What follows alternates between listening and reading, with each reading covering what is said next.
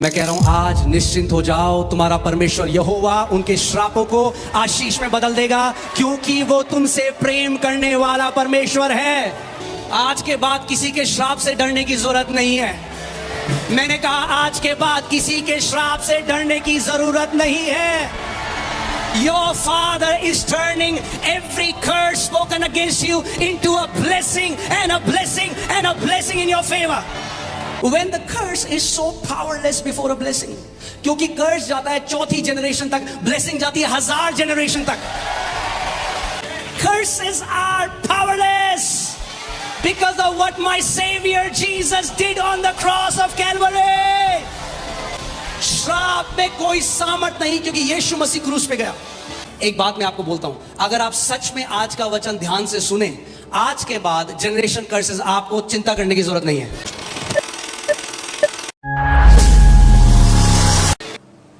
आज क्यों इतने मसीह हैं जो आजाद नहीं हैं? वो इसीलिए आजाद नहीं है क्योंकि वो अपना छुटकारा अलग तरीकों से ढूंढ रहे हैं, और वैसे नहीं जैसे प्रभु यीशु मसीह ने कहा उनको छुटकारा मिलेगा। Write it down if you're writing it down. The lasting deliverance comes through the word.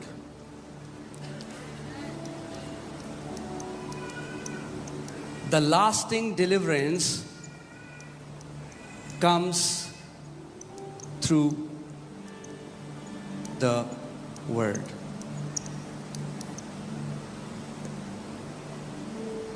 अच्छा है आप जाते हैं मीटिंग्स में, परमेश्वर के दास लोग आपके ऊपर हाथ रखते हैं, वो बहुत अच्छा है, मगर वो आपको एक पूरा लास्टिंग डिलीवरेंस कभी नहीं दे सकता। ले हैंड आपको पूरी जिंदगी छुटकारा नहीं दे सकता। अगर पूरी जिंदगी छुटकारा चाहिए, you will have to know the truth. आपको सत्य को जानना पड़ेगा, और सत्य आपको हर एक बंधन से छुटकारा और आजादी दे देगा। Amen. Otherwise that will be a temporary fix. कुछ समय के लिए आराम मिलेगा, जरूर मिलेगा, बिल्कुल मिलेगा कुछ समय के लिए, मगर फिर जब दूसरी साइड से कोई और चीज आएगी फिर आप खोजोगे। मगर यह परमेश्वर की इच्छा है कि आप स्वतंत्रता में चलो, फ्रीडम में चलो। Amen. So what sets you free? Knowing the truth. इसका मतलब अगर किसी भी एरिया में आप बंधे हुए हो, इसका मतलब उस एरिया में अभी तक परमेश्वर का ट्रूथ या परमेश्वर का सत्य आपके ऊपर प्रकट नहीं हुआ है, इसीलिए आप उस एरिया में बंधे हुए हो। अगर आप एक विश्वासी होते हुए प्रभु यीशु मसीह में आपने विश्वास किया, आपको नया जन्म मिला, और आप फिर भी कुछ एरिया में बंधन में हो, वो ऐसा है उस एरिया में आपके डार्कनेस है, अंधकार है, और वो अंधकार एक ही तरीके से आपके जीवन को छोड़ के जाएगा। The antidote to darkness is light. आपको केवल रेवलेशन चाहिए कि प्रभु यीशु मसीह ने पहले से आपके लिए क्या कुछ कर दिया है।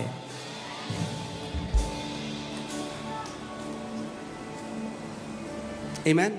सो अगर मैं बोलूं सबसे बड़ा रेवलेशन, सबसे बड़ा प्रकाशन आपको है जो आज क्या चाहिए? सबसे बड़ा प्रकाशन आपको ये चाहिए कि प्रभु यीशु मसीह ने आपके लिए क्रूस पे क्या कर दिया।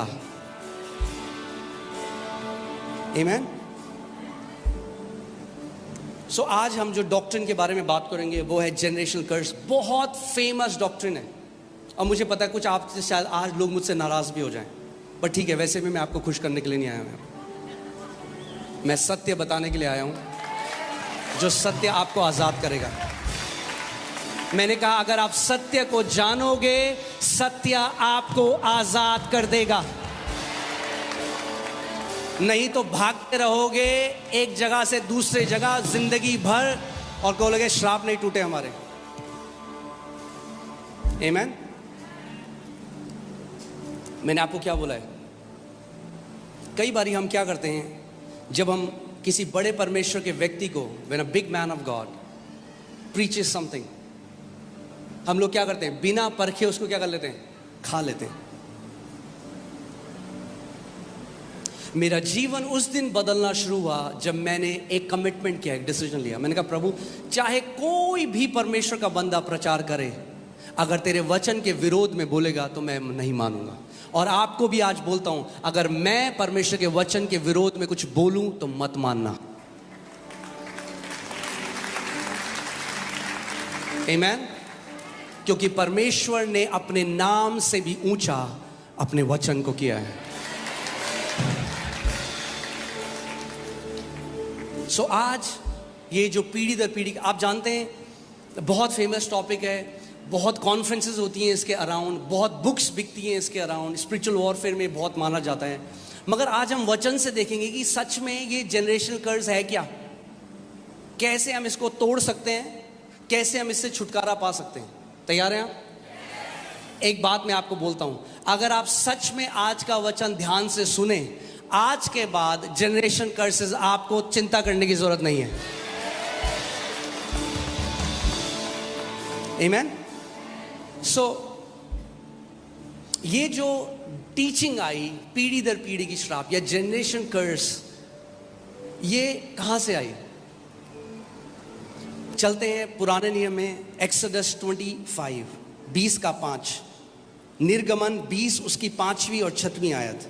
इसमें लिखा है, तू उनको दंडवत न करना, ना उनकी उपासना करना, क्योंकि मैं तेरा परमेश्वर यहोवा जलन रखने वाला परमेश्वर हूं, और जो मुझसे बैर रखते हैं उनके बेटों, पोतों और परपोतों और पोतों को भी पितरों का दंड दिया करता हूं, और जो मुझसे प्रेम रखते हैं और मेरी आज्ञाओं को मानते हैं उन हजारों पर करुणा किया करता हूं।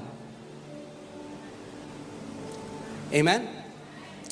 तो ये है मेन, और भी है, पर मेन स्क्रिप्चर जिससे ये टीचिंग आई है पीढ़ी दर पीढ़ी श्राप की, वो ये है। सबसे पहली बात तो मैं बहुत क्लैरिफाई कर दूं आपको, प्रभु कह रहा है जनरेशन कर्स उनके लिए हैं, दोज हु हेट हिम। कोई है यहां पे जो यीशु से नफरत करता है? Then this verse doesn't apply to you. It's there. What does it say? Go back, 5वीं आयत में जाओ। Of those who hate me, जो मुझसे बैर रखते हैं।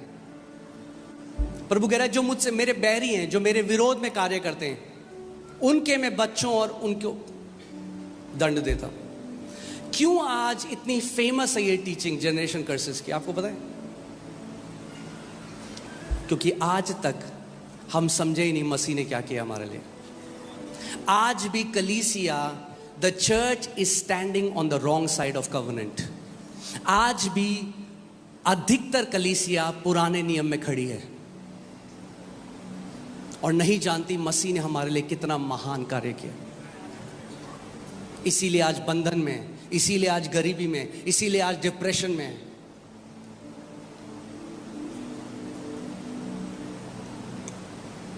प्रॉब्लम इस शिक्षा के साथ ये है, मुझे पता है आप में से बहुत सारे लोग भी मानते हैं इसको, इसीलिए प्रभु ने मुझे वचन दिया आपके लिए। प्रॉब्लम ये है पीढ़ी दर पीढ़ी श्रापों की शिक्षा में, जनरेशन कर्सेस की, कि जो कोई इस शिक्षा को मानता है वो कभी छुटकारा, ऐसा लगता है उसे मिला ही नहीं है। क्योंकि आप उसे हर अलग कॉन्फ्रेंस में देखेंगे, फिर हो जाएंगे, पास्टर हमारे पीढ़ी दर पीढ़ी के श्राप तोड़ दो। अरे तो 6 महीने पहले तो गए थे कॉन्फ्रेंस में, टूटे नहीं गया? कितनी बार तोड़ोगे? नेवर एंडिंग हो जाता है डिलीवरेंस, नेवर एंडिंग। इस चीज के लिए नहीं बुलाया मसीह ने हमें। बाइबल कहती है it is for freedom Christ has set us free. स्वतंत्रता के लिए, आजादी के लिए मसीह ने हमें आजाद किया है। आमीन। आप जानते हैं teachings like this have robbed the church of their inheritance. ऐसी शिक्षाओं ने परमेश्वर के बेटे और बेटियों से उनकी मिरास को छीन लिया है। आपको आइडिया नहीं कितना मुझे हेट मिलने वाला इस शिक्षा के बाद, और इट्स ओके। मुझे प्रभु ने सत्य प्रचार करने के लिए बुलाया।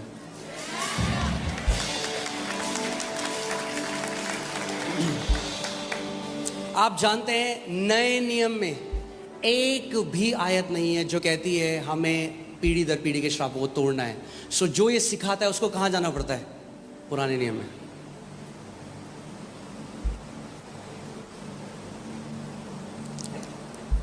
Amen. So people who believe this never really settle. Never really settle. Never ending हो जाता है. मुझे बहुत दुख लगा, मैं इंडोनेशिया गया, वहाँ पे एक लेडी से मिला जिसका पूरा, ध्यान से सुनिए, जहाँ आपकी चेतना है वही आप एक्सपीरियंस करते हो. ओके जैसे आप सुबह उठे और आपकी चेतना चली गई, अरे यार कितना बुरा चल रहा है दुनिया में, क्या हो रहा है, तो आप वही एक्सपीरियंस करोगे. अगर आपकी चेतना चले गई परमेश्वर कितना भला है, उसकी करुणा सदा की है, तो आप वही एक्सपीरियंस करोगे. सो परमेश्वर भी आपकी चेतना के पीछे है और शैतान भी आपकी चेतना के पीछे है. आमीन. और इतनी दुख की बात है कि कितने मसीह आज हैं, उनकी चेतना में क्या है? श्राप, दुष्ट आत्माएं, कलेश, और वही वो एक्सपीरियंस करते हैं. सो क्योंकि अगर देखिए Bible says we who believe have entered the rest. अगर आप सही विश्वास करते हो, उसका प्रकटीकरण यह है कि आप विश्राम में प्रवेश कर जाओगे. सो क्या है, कई लोगों को सिखाया जाता है, अब तुम्हारे बाप ने जो पाप किया, उस आपके दादा ने, आपके परदादा ने, उसके दादा ने, उसके बाप ने, अब आप सब का पश्चाताप करो. भैया मुझे क्या पता मेरे परदादा ने क्या किया?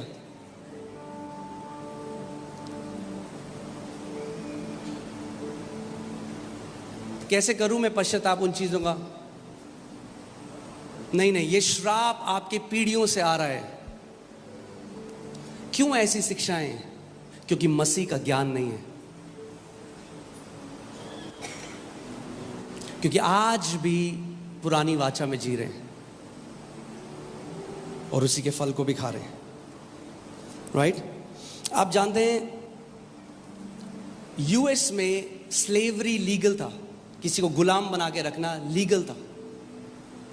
आप लीगली किसी व्यक्ति को अपना गुलाम रख सकते थे और उनके साथ बिल्कुल जानवरों जैसा व्यवहार होता था. तो प्रेसिडेंट अब्राहम लिंकन, कितने लोगों को पता है अब्राहम लिंकन के बारे में? हाँ, सबको पता है. सो अब्राहम लिंकन आए और उन्होंने एक डिक्री निकाली, यानी एक घोषणा करी, जिसको बोला इमेंसिपेशन प्रोक्लेमेशन.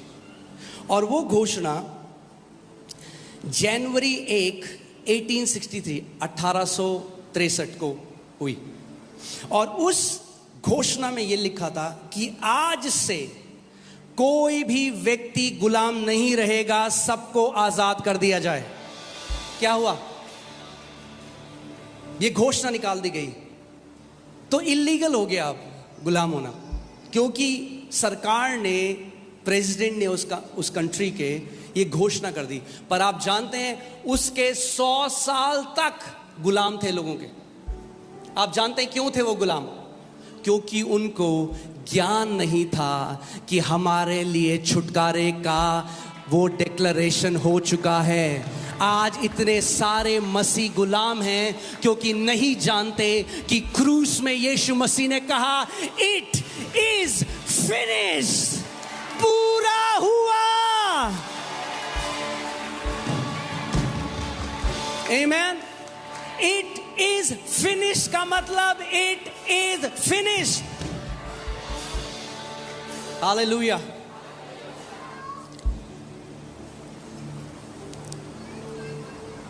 मैं आपको, इसीलिए मैं आज आपको टीचिंग दूंगा और मैं चाहता हूं आप ध्यान धरकर इस टीचिंग को सुने. और मैं ये प्रार्थना करता हूं परमेश्वर से कि पवित्र आत्मा ये प्रकाशन आज आपके दिल में प्रकट करे कि आज के बाद आप कभी भी इस चीज की चिंता ना करो कि पीढ़ी दर पीढ़ी के श्रापों की वजह से हमारा जीवन ऐसा है. आमीन. कई लोगों को लग रहा है ये क्या हो गया, हम तो इसलिए आए थे कि हमारे पीढ़ी दर पीढ़ी के श्राप तोड़ेंगे. आज टूटेंगे पीढ़ी दर पीढ़ी के श्राप, मगर प्रकाशन के द्वारा, वचन के प्रकाशन के द्वारा आज आप छुटकारा पाएंगे. आमीन. हालेलुया. क्योंकि पुराने नियम में ही मैं आपको एक बात बता देता हूं। नंबर्स, अब क्या हुआ, मोआब का एक राजा था बलाक। बलाक ने क्या किया, एक प्रॉफिट को बुलाया, परमेश्वर के एक भविष्यवक्ता, एक नबी को बुलाया जिसका नाम था बलाम। और बलाम को क्या किया, पैसे दिए और बोला इजराइलियों को श्राप दे।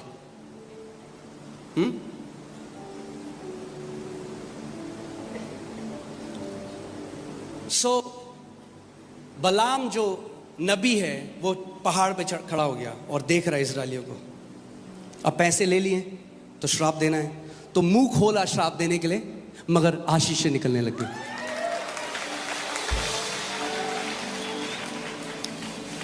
देखिए गिनती 23:11 में क्या लिखा है, तब बालाक ने बिलाम से कहा तूने मुझसे क्या किया है, क्योंकि पैसे ले लिए थे। अब राजा बोला ये क्या किया तूने, पैसे भी ले लिए, मैंने तुझे अपने शत्रुओं को श्राप देने को बुलाया था, परंतु तूने उन्हें आशीष ही आशीष दी है। बुलाया किसके लिए था, श्राप देने के लिए, मगर क्या निकला उसके मुंह से, क्यों, because how can you curse someone whom God has blessed. अगर परमेश्वर ने हमें आशीष दी है, कोई हमें श्राप नहीं दे सकता। आमेन, हालेलुया। फिर आपको एक कहानी बताऊंगा। देखिए ऐसा क्यों हुआ कि उसने मुंह खोला श्राप देने के लिए मगर आशीष दी। व्यवस्था विवरण 23:5, परंतु तेरे परमेश्वर यहोवा ने बिलाम की ना सुनी, किंतु तेरे परमेश्वर यहोवा ने तेरे निमित्त उसके श्राप को आशीष में बदल दिया, इसलिए कि तेरा परमेश्वर यहोवा तुझसे प्रेम रखता है। इंग्लिश बाइबल में लिखा था नहीं है, उसका अनंत है प्रेम, रखता था नहीं है। जो ये बलाम है, जो प्रॉफिट परमेश्वर का, वो आज उन परमेश्वर के दासों को दर्शाता है जो आज भी लोगों को श्राप देते हैं। मेरी कलीसिया छोड़ी तो श्राप आएगा, टेंशन फ्री हो जाओ, परमेश्वर उसके श्राप को आशीष में बदल देगा।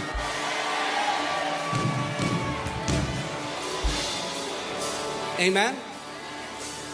आप परिवार हो, मगर याद रखना जिस दिन मन करे दरवाजा खुला है और आपको आशीष देकर हम रिलीज करेंगे। मिनिस्ट्री मैनिपुलेशन से नहीं हो सकती। दुख की बात यह है कि आज भी बहुत बलाम है जो लोगों को डराते हैं, अगर मेरी कलीसिया छोड़ी तो श्राप आ जाएगा, कभी फलोगे फूलोगे नहीं, कभी तुम्हारे साथ अच्छा नहीं होगा। मैं कह रहा हूं आज निश्चिंत हो जाओ, तुम्हारा परमेश्वर यहोवा उनके श्रापों को आशीष में बदल देगा, क्योंकि वो तुमसे प्रेम करने वाला परमेश्वर है। आज के बाद किसी के श्राप से डरने की जरूरत नहीं है। मैंने कहा आज के बाद किसी के श्राप से डरने की जरूरत नहीं है। Your Father is turning every curse spoken against you into a blessing and a blessing and a blessing in your favor. Amen. Hallelujah. जितना वो श्राप देंगे उतना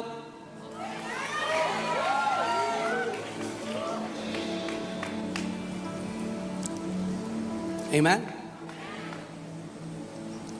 मगर अगर आपने मान लिया और आप उस डर के अंदर आ गए, क्योंकि डर एक दुष्ट आत्मा है, तो आपके साथ वही होगा जो वो कहते हैं। इसीलिए हमें जाननी है हमारी मिरास मसीह में क्या है।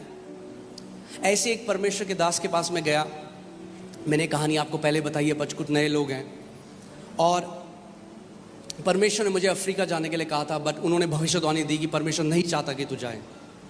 और जब मैं घर में आया, इसीलिए बाइबल कहती है हर एक भविष्यवाणी को क्या करो, परखो, because some prophecy and some प्रोफेलाई।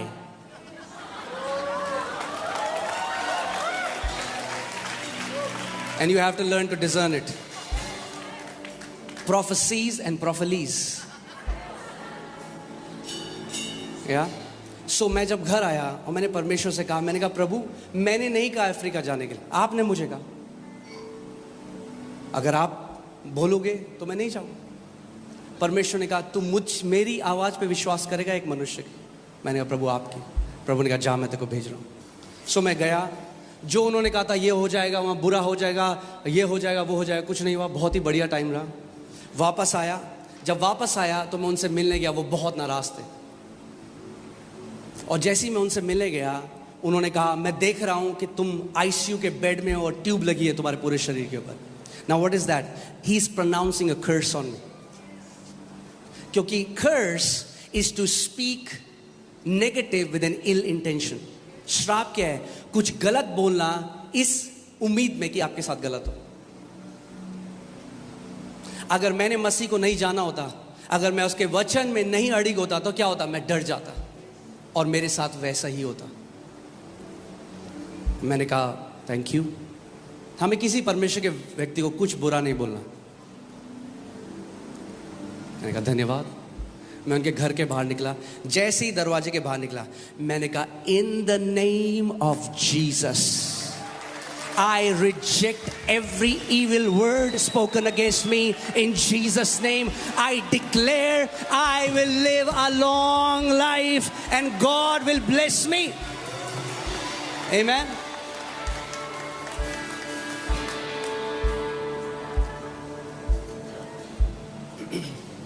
केवल अगर कोई बोल दे यहोवा कहता है, इसका मतलब ये नहीं कि यहोवा कहता है, क्योंकि वही यहोवा आपके अंदर भी रहता है।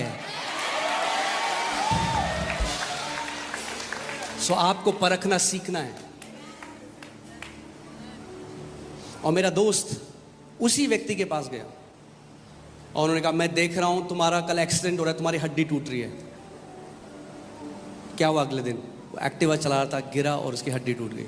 क्यों? ऐसा क्यों हुआ? मेरे साथ नहीं हुआ, उसके साथ हुआ। मैं आपको क्या कह रहा हूं? The power behind a curse depends upon the person if you will believe it or not.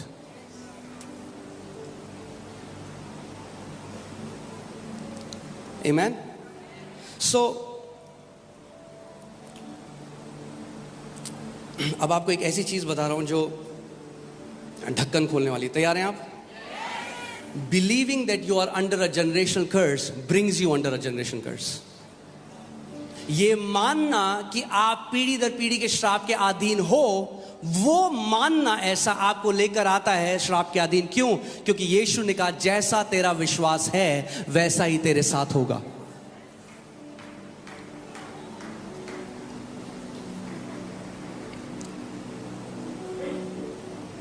एक परिवार है, मैं उनसे मिला, बिल्कुल नए मसीह में आए, उनको मेरे ख्याल से 15 दिन हुए थे। और वो मेरे पास आए, बोले पास्टर जी, मैं कहीं गया था प्रचार करने किसी दूसरे शहर में, बोले पास्टर जी हमारे श्राप तोड़ दो पीढ़ी दर पीढ़ी के। मुझे इतना बुरा लगा वो सुन के। मैंने कहा प्रभु, जिस भी व्यक्ति ने इनको शिक्षा दी, इस व्यक्ति ने इनको करप्ट कर दिया। और वो दोनों हस्बैंड वाइफ दोनों की डेथ हो चुकी है आज।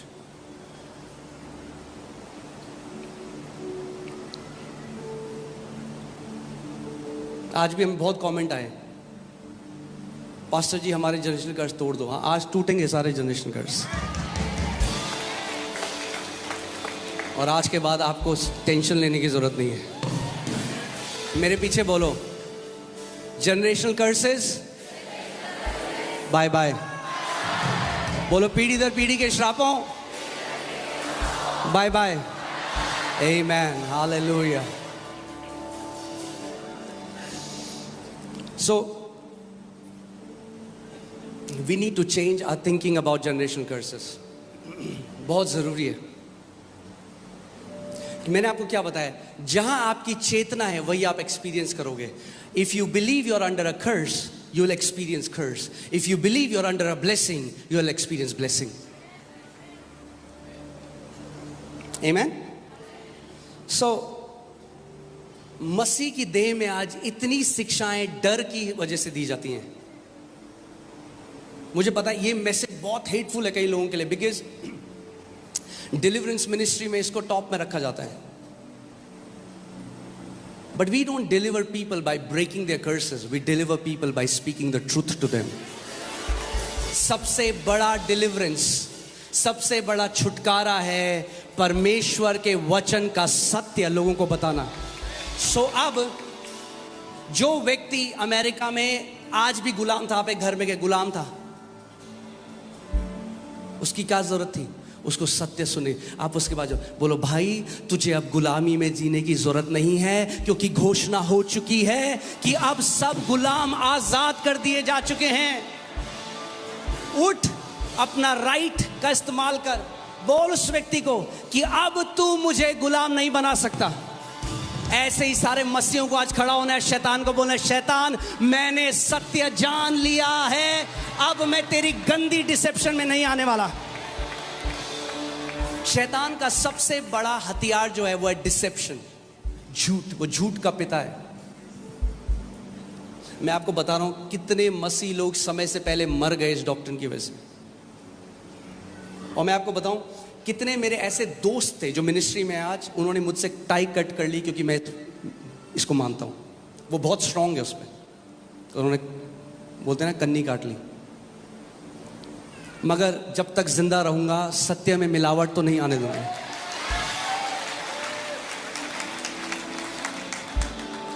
आमीन। सो हम लोग इंडोनेशिया गए एक फैमिली से मिलने। वो हैवी थी इसके ऊपर, जनरेशन कर्स। हमने एक अच्छा सा सूट उनके लिए लिया। हम उनके घर गए, हमने उनको सूट दिया, तो उन्होंने सूट ऐसे देखा, बिस्तर में रख दिया। कह रही, ये देख रहे हो आप, इसमें एक दुष्ट आत्मा का चेहरा दिख रहा है, इस जो कढ़ाई हो रही है। ये होता है उन मसीहों का हाल। उन्हें हर जगह दुष्ट आत्माएं दिखाई देती हैं। क्यों? क्योंकि दिमाग के अंदर इन टीचिंग्स ने करप्ट कर दिया उनके दिमाग को। Wrong teachings have robbed Christians. गलत शिक्षाओं ने मसीहों को, उनकी जो मिरास है वो चुरा ली है उनसे। हर जगह दुष्ट आत्माएं दिखाई देती हैं। अरे भैया, दुष्ट आत्माएं कितनी हैं? 1/3 स्वर्गदूत गिराए गए, यानी 2/3 हमारी तरफ हैं। ज्यादा स्वर्गदूत दिखने चाहिए या ज्यादा दुष्ट आत्माएं दिखनी चाहिए? स्वर्गदूत भी देखा करो कभी, क्यों दुष्ट आत्माएं देखते रहते हो हर समय? मैं अपने कमरे में कल रात प्रे कर रहा था, और जैसे मैं प्रे कर रहा था रात को, हमारे घर पे एक वो डस्टबिन है जो मोशन सेंसर है। अगर आप उसके पास जाओगे तो वो खुल जाएगा।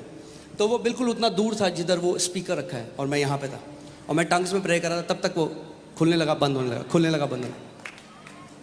अब अगर मेरी चेतना के अंदर दुष्ट आत्मा है, मैं कहूँगा मम्मी।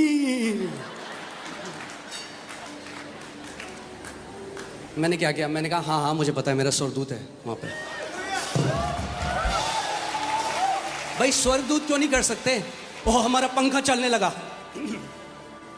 स्वर्गदूत नहीं चला सकता आपका पंखा, दुष्ट आत्मा ही चलाएंगी। स्वर्गदूत कह रहे भाई मैं भी हूं, इस्तेमाल कर, मेरा वचन बोल। आज मैं चाहता हूं आपकी चेतना श्रापों से हटकर आशीषों की तरफ चली जाए।